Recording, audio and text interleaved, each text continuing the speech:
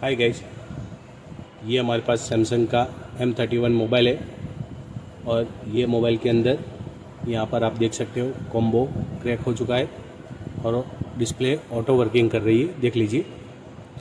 तो इसके अंदर दो प्रकार के कॉम्बो आता है, एक इनसेल कॉम्बो आता है और दूसरा OLED कॉम्बो आता है। एक विथ फ्रेम आता है और एक विदाउट फ्रेम आता है। इसके अंदर हम कॉम्बो को चेंज करेंगे, विथ फ्रेम चेंज करेंगे तो इनसेल डालेंगे इसके अंदर, क्योंकि जो कम रेट वाला आता है वो इनसेल आता है और जो अच्छी क्वालिटी आती है वो LED आती है, वो कॉम्बो थोड़ा महंगा आता है। इनसेल क्वालिटी आती है वो थोड़ा कॉम्बो सस्ता आता है, ठीक है।